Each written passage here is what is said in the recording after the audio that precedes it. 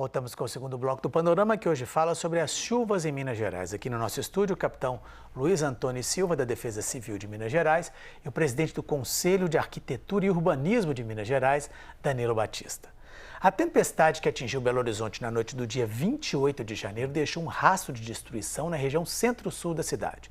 E muitas pessoas registraram esses momentos mais críticos pela internet. Vamos ver novamente, você já deve ter visto essas imagens, mas olha só, esse é de um restaurante na Zona Sul, que as pessoas estão jantando e os carros passam simplesmente na frente das pessoas. Olha só. Impactante. Bastante impactante, né?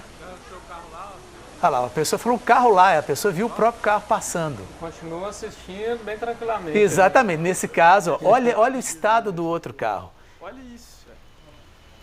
Olha lá, isso aí, acho que alguns minutos depois que passou a chuva, a pessoa saiu com o celular e foi mostrando as imagens. Isso aqui é um buraco. Olha isso aqui. Essa aí já é uma imagem de cima mostrando o mercado central de Belo Horizonte ali ao fundo. Essa provavelmente a Avenida Augusto de Lima, totalmente alagada. É a Rua São Paulo, que fazia um rio ali. Olha lá, um monte de objetos. Ah, o mercado central aí. De risco. Olha como é que está o mercado central. Rua Curitiba. Outra imagem do centro. É impressionante isso, né? Ó, isso aí foi no Buritis, o bueiro simplesmente... Isso é aquilo que você falou, né, Danilo? A água não consegue... A velocidade aumenta muito.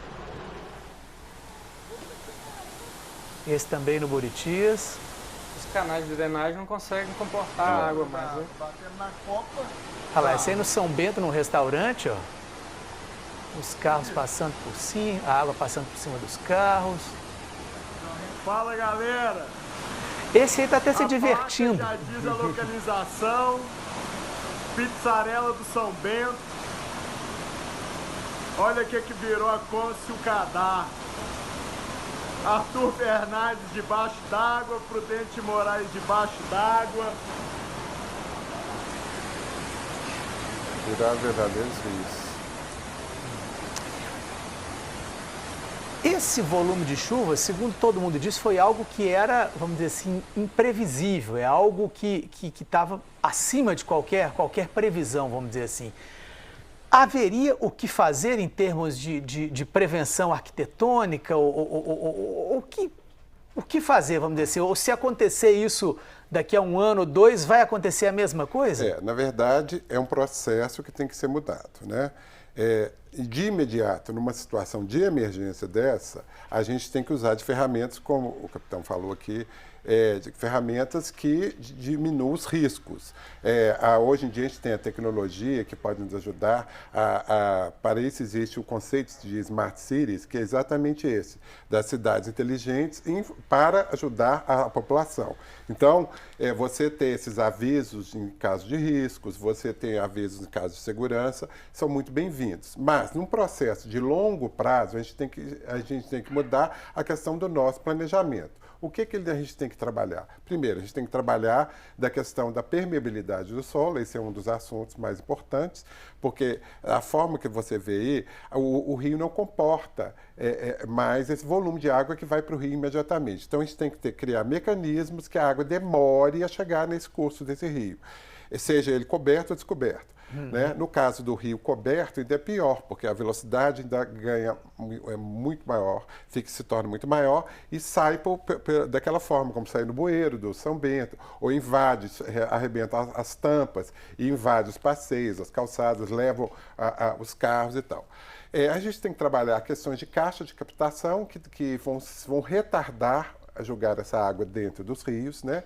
A gente, inclusive, essas caixas de captação, a gente pode ser mais inteligente, usar essa água da chuva recolhida para reuso, fazer o tratamento dessa água e reuso nas próprias habitações. Então, são coisas que a gente pode trabalhar. Questão de telhados verdes que a gente pode trabalhar também, que recolhem essa água, retardam, jogar nas redes públicas. A questão do tratamento dos resíduos, que importantíssima. Então, é um conjunto de medidas que tem que ser tomadas de uma forma de um planejamento. O planejamento tem que ser geral, um planejamento no plano diretor, seja ele urbano, seja ele numa região maior, que seja metropolitana. Perfeito. Esse dia, a gente já falou aqui no primeiro bloco da questão do dia 24 para o dia 25, que houve uma série de previsões e de prevenções e avisos.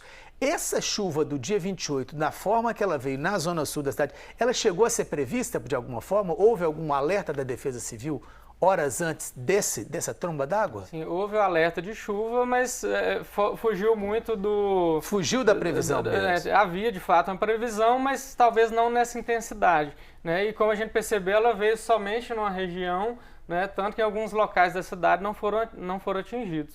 Ou seja, você estava falando que você mora na região noroeste e não viu essa chuva, Eu não né? vi essa chuva, já estava circulando nas redes sociais o estrago que a gente viu ali, eu olhei pela minha janela e não estava chovendo. Achou que estava em outra cidade? Tipo isso. Pois é, o prefeito de Belo Horizonte, Alexandre Calil, afirmou que o que houve em Belo Horizonte podia ter acontecido em qualquer outra grande cidade do mundo. Veja só. O que eu estou dizendo para a população de Belo Horizonte é que nós vamos reconstruir essa cidade. Fiquem tranquilos e tenham paciência, porque o que aconteceu ontem inundaria Paris, Nova York, Boston, qualquer cidade do mundo não resiste a 183 milímetros de chuva em 3 horas. Nenhuma cidade do mundo resiste ao que foi feito ontem em Belo Horizonte. Isso tem que ficar muito claro. É o maior desastre dessa cidade em 120 anos. Danilo, o prefeito tem razão? Quer dizer, é algo que aconteceria em qualquer outra cidade ou outras cidades já estão mais preparadas do que nós? É difícil prever isso que o prefeito está falando, se realmente aconteceria dessa mesma forma. É claro que foi um evento atípico, foi um volume de chuvas muito intenso e que em qualquer cidade causaria estragos. Agora, quanto mais preparada a cidade está, menos risco ela sofre. Então, se a cidade já está planejada de uma forma mais sustentável, mais preocupada com o meio ambiente, mais preocupada com a questão de tratamento do resíduo, mais preocupada com a questão da permeabilidade do solo, ela vai sofrer menos risco que uma cidade que não está preparada. Né? A gente tende muito a trabalhar em cima do que ocorreu, sem trabalhar os efeitos, corrigir esses efeitos e não trabalhar na prevenção. Então, eu acho que é o momento da gente voltar para a questão do planejamento. Agora, ainda falando da questão dos efeitos e da questão do que acontece, qual a orientação no caso de chuva forte como esse? Quer dizer, a pessoa está andando de carro ou está em casa, começou a chover muito forte. Qual a orientação? Ficar no mesmo lugar? A primeira coisa, a pessoa, né, numa situação dessa, às vezes não vai dar prazo dela ligar e nesse momento pedir uma orientação. Essa orientação já tem que estar bem sedimentada anteriormente. A primeira coisa é ela ter noção do que é risco. Né? Se é um local de alagamento e ela está num local seguro, ou seja, um local mais alto, ela não deve sair dali. Né? No caso de chuva, alagou.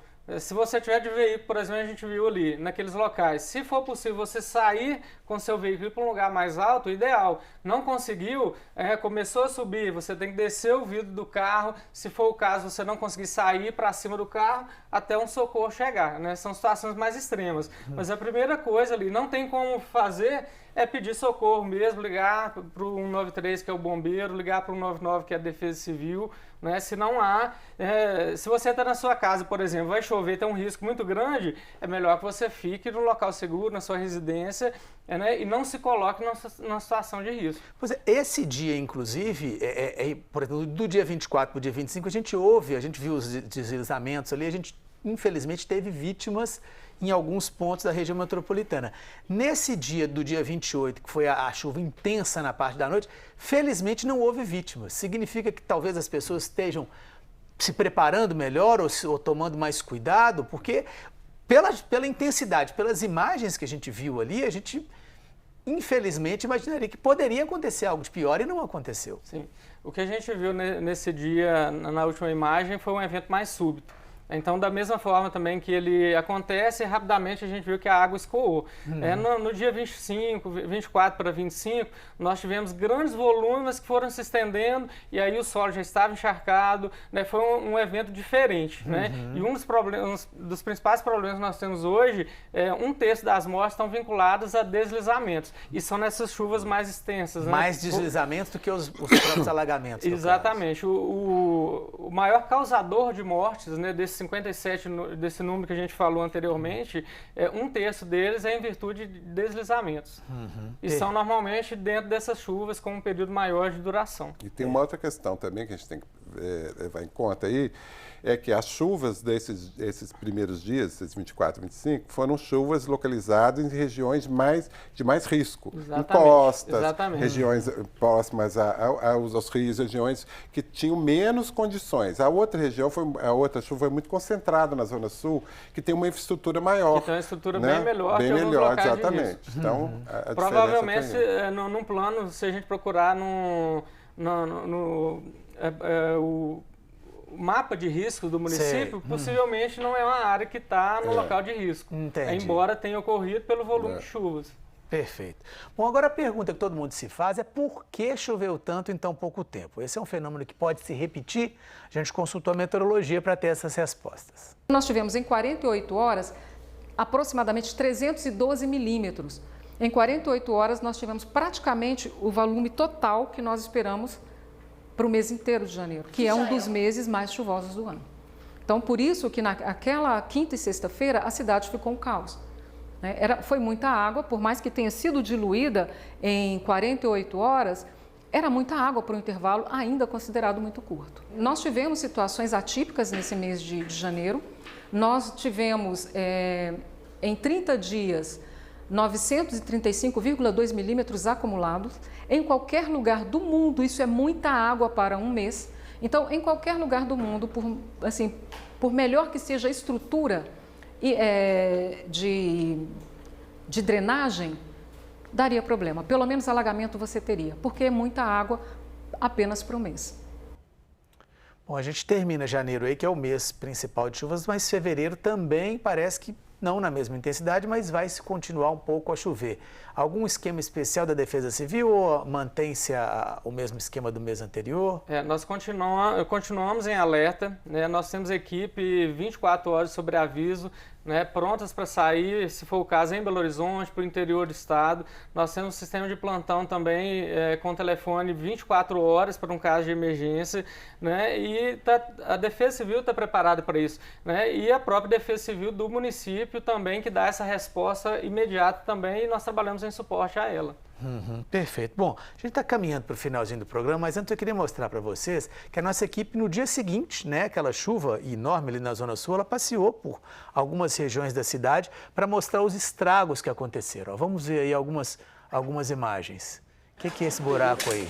Vamos ver de onde que é esse local. Olha o asfalto completamente... Isso é a Rua Mareira de Dirceu. Totalmente com Fica irreconhecível, né? Totalmente reconhecível. Olha lá, e as pessoas tentando trabalhar, os carros passando de alguma forma ali. Isso, o que acontece? Isso é água que vem por baixo e descola o asfalto? A velocidade destrói a pavimentação, há uma força, né? Que levante... Mas destrói em alguns lugares e em outros não. É onde a água consegue... consegue sair. Romper. Olha lá, muitos prejuízos aí de lojistas, limpando a sujeira. Banco aí totalmente sujo. Com certeza, se fossem áreas de encosta, com uma estrutura pior, o dano seria muito maior do que a gente viu ali. Os carros, ó. Essa questão dos carros é algo que impressiona, né? O carro vai como se fosse ele boia completamente. E é importante a gente frisar que algumas pessoas acham que dentro do veículo elas estão seguras e não estão. Não estão, não dá para surfar dentro do carro. Não sai, a gente tem casos de pessoas que permanecem, né? Há 2 anos atrás a mãe permaneceu com a criança dentro do carro achando que estava segura e infelizmente vieram as duas. Ou seja, a água entra também dentro do carro? Entra dentro do carro. O ideal é já manter, se não conseguir sair, manter o vidro aberto e tentar sair do carro. Aí a gente já vê o bairro São Bento, aquele onde a gente tinha as imagens lá do rio, ó, como é que ficou o asfalto. Que lições que a gente pode tirar desse janeiro para que para que no próximo janeiro, que possivelmente vai chover e talvez chova até mais forte, a gente possa não ter esse tipo de problema? Danilo, o que quer dizer? Você falou a questão da permeabilização do solo. Você acredita que vão ser feitas obras para que em janeiro do ano que vem a situação não se repita ou não piore? Eu espero que aconteçam obras para minimizar esse tipo de problema, e a gente tem que criar uma consciência desse tipo de ocupação. Seja a questão das encostas, a questão da permeabilidade, a questão da ocupação e a questão de entender que todos nós temos que contribuir. Não adianta ter uma solução específica do poder público de corrigir aquele problema se você não contribuir com a questão do resíduo, com a questão da permeabilidade, com a questão da ocupação irregular.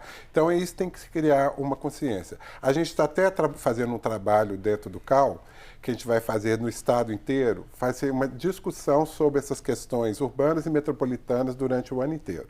A gente vai começar esse trabalho agora no Vale do Aço, agora no dia 19, e vai tentar repetir em várias regiões do estado.